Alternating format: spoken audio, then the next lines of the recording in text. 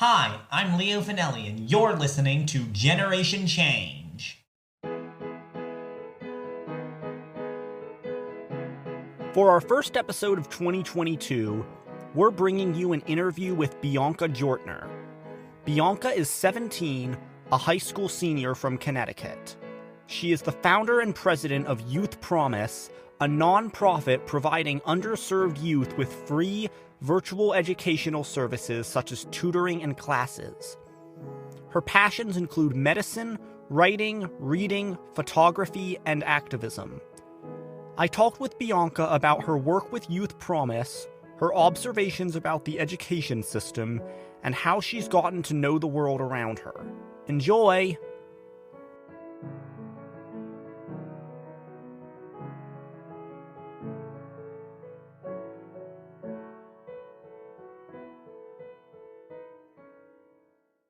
Hi, Hi. so nice to meet you. Yeah, you too. So, first of all, I wanted to start out by saying it is truly incredible to have you here because you wanted to be on it yourself. Yeah, I saw you guys, like what you guys were doing, and I thought it was amazing, and I definitely wanted to be part of it. And yeah, I just loved your mission. So, what was your first experience in advocacy? Right. So my first experience in advocacy was probably doing Youth Promise, which is in the start of the pandemic when I really wanted to advocate for education, especially for the youth who don't have access to education as much as, like, for example, I would.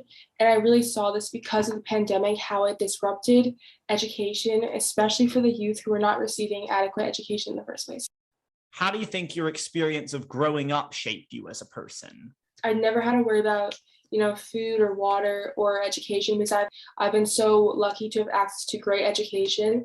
And so I feel like my experiences carved like my ability to help others who didn't have the same resources that I did. Okay. How and when did you come up with the idea to start Youth Promise? So I came up with the idea in about, like, I think June of 2020 when the pandemic was, really like early on. And I'm not sure if you are a student as well, but I was, and I witnessed firsthand the impact of education because of the pandemic. Everyone had to go online. A lot of teachers and students didn't know what they were doing. And I looked to the youth who didn't have access to Wi-Fi, who didn't have access to adequate education in the first place, who weren't receiving that because of the pandemic. And so that's how I came up with the idea of Youth Promise. I knew that from my home, I could do something to help those youth who didn't have access to personalized academic guidance during that time that they needed. And how were you able to get Youth Promise to grow as fast as it did? It was actually all like really surprising. It was so quick. The first thing I did was I came up with the idea.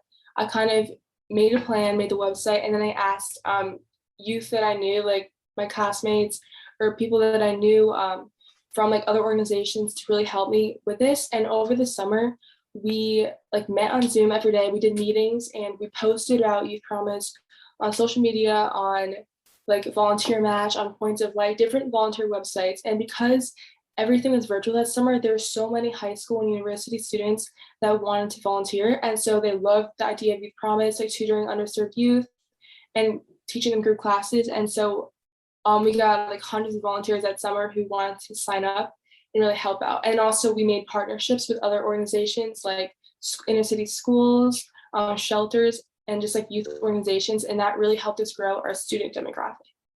Any particular moments or stories that stick out for you?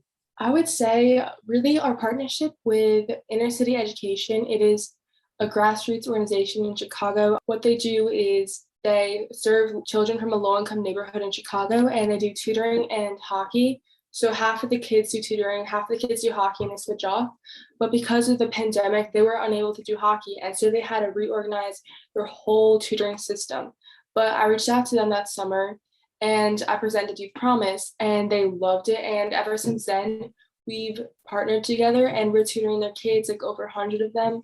And it's really amazing because that just shows like our growth and how we're able to like really Youth Promise's impact. Do you think your age has ever gotten in the way of people taking you seriously? I would definitely agree with that. I think like in the beginning when we started out with not as many volunteers, not as many students, and we weren't even registered as a nonprofit, like as a 501c3. So when we emailed people telling them about Youth Promise, a lot of people did not respond, or they didn't take it serious because we were high school students doing this organization, and there was, it was just like they weren't really sure how to really take it. But then we realized that also our age could be used as an advantage, because we found out that a lot of people wanted to partner with us because we were young, because our tutors were academically excelling and passionate students themselves. And so that was kind of what's unique about Youth Promise. Well, I recognize that I have had more educational privilege than some, but I talk to a lot of my guests about this, but I'm on the autism spectrum, and I have had a rough school go through. I went from, preschool to homeschool to half-day public school kindergarten, back to homeschool. Then we moved to a new city and I went to a school for special needs kids there, then back to homeschool, then to a school that a psychiatrist was running for special needs kids, then back to homeschool, then to community college, then to university, which is where I am now. That's my education. That's what a lot of kids with autism have to go through. Definitely. We have had a student with autism who did sign up for tutoring, and there's special accommodations that we could take into account, and really so we can personalize that education and that guidance in a way that they would really take it in and soak it in. We were actually thinking about doing something where we would cater towards or reach out to organizations that provide or that are connected with youth on the spectrum. I didn't actually know I had autism until I was 9 and my parents told me. Really? Yeah. Before that, I always had the hint that there was just something about me that made me different from the other kids, and I didn't know what it was. And I remember that when I learned that I had autism, I wasn't at first sure if I even believed that I did, because the only things I'd ever heard about autism were articles with headlines like "Give Back My Child" that presented autism as this I'm like, I can't have autism. I don't have such a terrible disease. That's not me. Yeah, there's a huge stigma surrounding it that is not true. It's a whole spectrum. I ask this to everyone, but in what ways has spreading education to underserved communities made you a better person? Oh my gosh, it has. I think it's the thing that has changed me the most, past the fact that it's even allowed me to, learn how to better lead, learn how to, really what the nonprofit world is. But it's taught me basically just how it's opened my eyes to look past my community, where I'm from, and really look at the world and the types of people. It's broken down a lot of my stereotypes, a lot of my stigmas, a lot of the preconceptions I've had. The reason why that there's all the statistics about, youth from lower income communities not graduating or being expelled more often than youth from higher income. It's not because of who they are, it's because of their circumstances, the situations that they've been placed in, the lack of access to resources or guidance that other youth would have. And so that has really stuck with me and made me, I think it's allowed me to grow so much. And there's so much to talk about on this subject of me just growing, but it just allowed me to become a better person and not think more selflessly instead of just focusing on myself. And that's the reason why I started in the first place, because I wanted to look beyond myself to the youth who didn't have the same resources that I did. I tutor a youth myself. His name is Dwayne, and he's from Chicago. And just spending that session per week with him and tutoring him has really changed me. They say that, we're the tutors teaching the youth, but they teach us as well, just as much. He's taught me determination, he's taught me perseverance. I've derived a lot of satisfaction from tutoring him. He showed me never to give up, and he always brings his joke of the day, the joke of the session where he tells me a joke. And so that's taught me how to find the happiness in those moments and really just look for happiness. We'll be right back. Hey, I just wanted to start out by saying Thank you for listening to Generation Change with Leo Finelli. Ads like this help us produce this podcast. If you'd like to make your own podcast, try Anchor. It's free, it's easy to use, and it allows you to record and edit your podcast right from your phone, computer, or other digital device. Anchor will distribute your podcast for you so that it can be heard on Spotify, Apple Podcasts, and other platforms. Anchor helps you make money from your podcast with no minimum listenership needed. Anchor is everything you need to make a podcast, and it's all in one place. Download the free Anchor app or go to anchor.fm to get started today. Right now we have over 400 volunteers from around the world, and doing this has really opened my eyes, and it really allowed me to grow as a leader as well, and also just as an individual in general. So you're saying that this thing in just a year and a half went from not existing to having 400 volunteers around the world. Yeah, it's incredible. I can't even believe it. And we have over 250 youth we're serving. We even tutored youth from Kenya in this guy runs an orphanage, and we taught group classes to them. We tutored kids in Vietnam, English. We've worked with youth in Bangladesh. So yeah, we're looking to expand internationally as well, but it's honestly amazing how much it has grown. You also enjoy writing. I do too. What kind of things do you enjoy writing? I love writing about fiction, just writing stories. I've actually published my own novel. It's self-published. Okay, where can I find it? You can find it on Amazon, actually, and Goodreads. It's called Dreaming of Hiraeth. Yeah, Dreaming of Hiraeth. So what that actually means is, Hiraeth is a Welsh word that means the longing of home, or a deep longing for a home that can never be, that never was. And this story follows two foster care youth that are from a group home in Brooklyn. And this really breaks down the stigma of foster youth, as well as exposes the realities of the foster care system. So it's really a fictional novel that follows the realities of what the foster care system actually is and how it affects its youth, and also telling youth that their circumstances don't define them, but what defines them is how they face those circumstances, how they rise above. And so that's really what this novel's about. Who are your role models? I would say that besides the cliche answer of my mom, because she's given up so much for us, she's always there, I would say that my role models are I don't know if you know AOC. Alexandria Ocasio-Cortez, yes. Yes, and RBG, but she passed away. But Ruth Bader Ginsburg. Yes, but she's such an inspiration.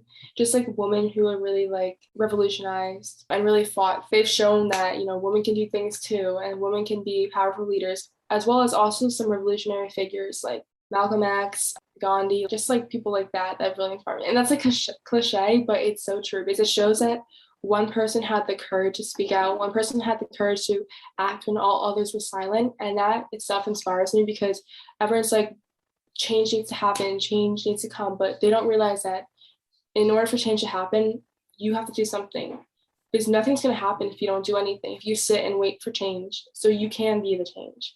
What are your plans for the future besides continuing Youth Promise? I want to go to medical school, and I want to become a physician, but also a goal of mine is to go to low-income communities, developing countries, and give out free vaccines, free checkups, free shots to those who can't, who otherwise wouldn't have access to them. So really, because health is such a huge part. I was doing a project over the summer researching on how more than millions of people in the world don't have access to the most basic health resources, and that stuns me. That shouldn't be the case, because health should be a basic human right,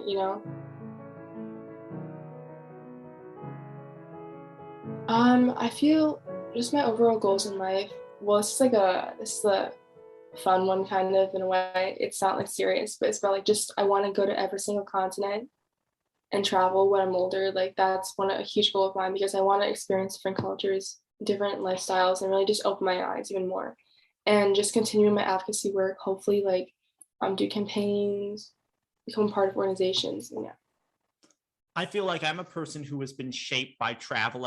When I was little, I traveled a lot. Seeing a lot gave me a feel for a world that I didn't have as good of an understanding of as other people around me. And so I heavily agree with what you're saying, that seeing and knowing more can make for a better you. Yes, fully. I really want to, I never left the country, but I really want to go to other countries. What are the latest projects that Youth Promise is doing? Okay, so right now we're actually working on opening up a chapter program for like our volunteers to start their own clubs at their schools in order to reach out to youth in their communities that are like from like local charter schools, local shelters, or foster care services. So like really expanding that way as well. We're also working on expanding internationally and becoming an official 501c3 organization. We have like over the summer, we did a summer camp, a virtual summer camp for them to join. We're starting vocational skills classes, which is so important, like how to budget, financial literacy, how to build your resume, like how to do good in an interview, stuff like that. And so that's the stuff we've been working on as well. It was so enjoyable to talk to you, Bianca. Thank you for having me on here also. Thank you. I love talking to you. You too. So nice to have you on. Yes, you too. Okay, bye. Bye. Have a great day.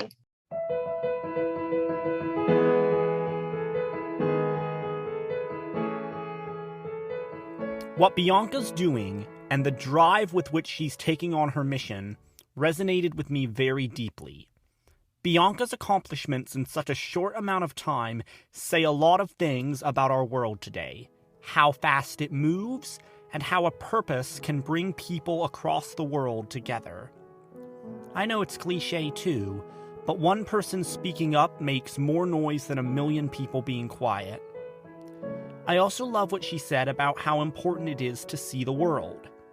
If you always stay in your own corner and see everything outside your corner on a screen, you really can't learn that much about the people and issues around you. Even when the world was closed, Bianca found a way to open her heart and mind, and she's still going. I'm looking forward to hearing what's next for her. You can follow Bianca on Instagram at Bianca Jortner and at Youth Promise, and you can find her book, Dreaming of Hiraeth, on Amazon. If you'd like to recommend someone you know who is trying to make a difference to be on the show, or if you are someone trying to make a difference and would like to be on the show, email us at generationchange@leofinelli.com. Please follow us on Twitter and Instagram at GenChangeWithLF. That's at GenChangeWithLF. Follow and review wherever you get your podcasts, and just share this with your friends and others. Generation Change with Leo Finelli is hosted by Leo Finelli, executive produced by Julie Finelli, and edited by Nick and Leo Finelli. Our original music was composed and performed by Leo Finelli. Thank you so much for listening.